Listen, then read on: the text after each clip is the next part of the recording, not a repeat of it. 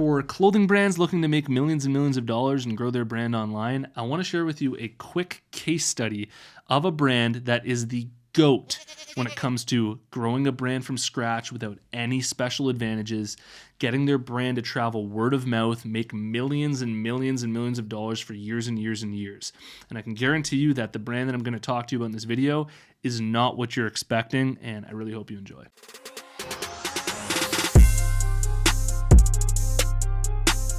Apparel Success is sponsored by my buds over at Design Crowd, and if you struggle with designs, I really recommend that you try them out. You post a project on Design Crowd. Amazing designers from all around the world are going to compete for your project. You choose the winner, then you get that design plus revisions.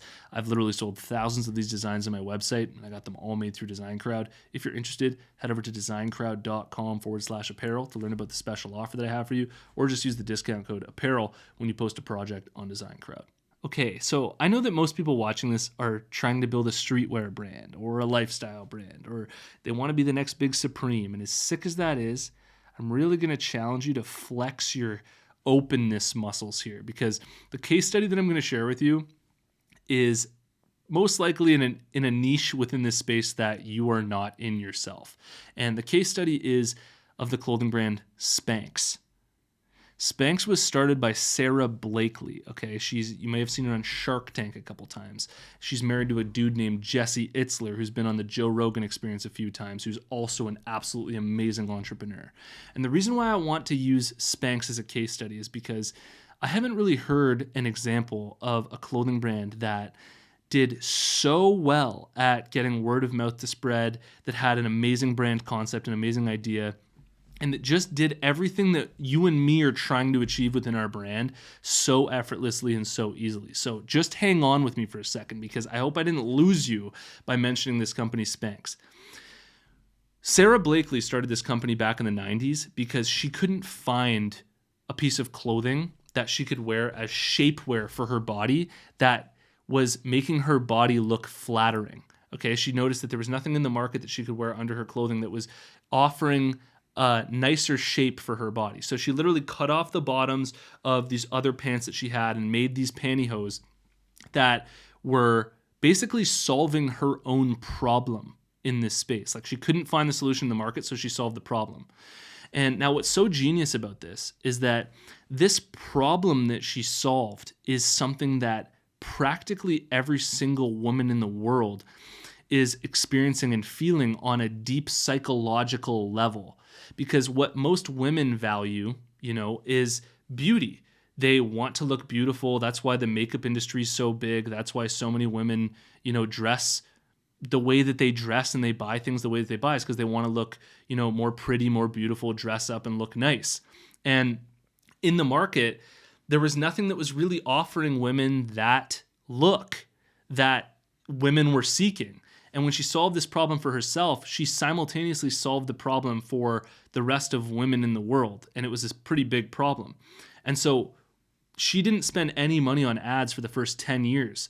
The brand spread word of mouth naturally because of the innovation in the product. The innovation was so severe, it was so impactful on such a crucial pain point that women had, that the brand just naturally spread like wildfire because women wanted it and they just couldn't help but tell their friends about it.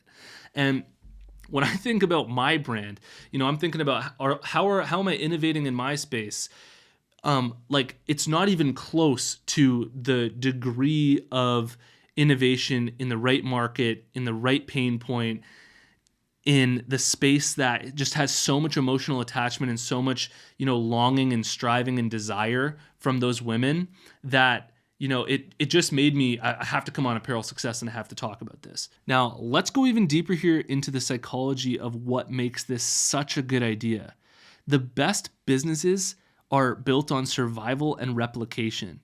Like, that's why the food industry is so big. And that's why the dating advice space is so big. It's because people are trying to, number one, get laid more.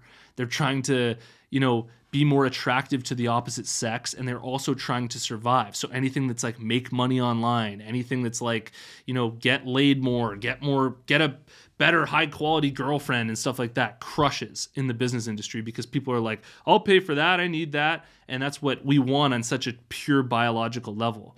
And the same thing can be said about her clothing brand. It's a little bit more subtle, obviously, but the reason why women want to look more shapely and look like that is because it makes them more attractive. If they feel better, they look better, they might act better in the world and behave differently and get different responses from people, their survival goes up and their replication value goes up. And so it's literally an idea that is embedded in the fundamental psychology of women. Okay? That is a crazy concept. How many of our clothing brands are really hitting on that idea?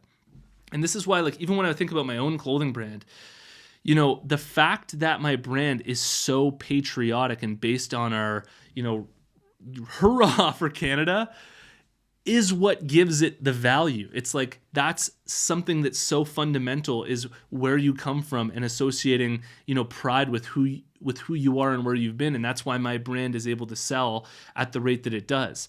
And so it's really about being interconnected with human beings, what our base level desires are, what drives our identity, and what forms who we are. Creating a brand on that is basically like the best possible way that you could grow a brand from scratch. So that right there, this Spanx case study is a hell of a case study because we rarely think about clothing in terms of solving problems. We usually think about it in terms of the aesthetic or the social status and all of these abstractions. But we rarely think about it in terms of like literally solving a problem in the market that's like a real tangible problem. And that brand just really puts into perspective a different way that you can offer value within your own brand. And I hope that when you leave this video, it gets you thinking about the type of value that you're offering inside of your own brand and how you can offer value differently. So I really hope that helps. I just spent 30 days making an entirely free course for new brands that teaches you every single aspect of starting up a clothing brand and growing it from scratch. If you want to get access, all you have to do is go to freeclothingcourse.com, and I hope you enjoy.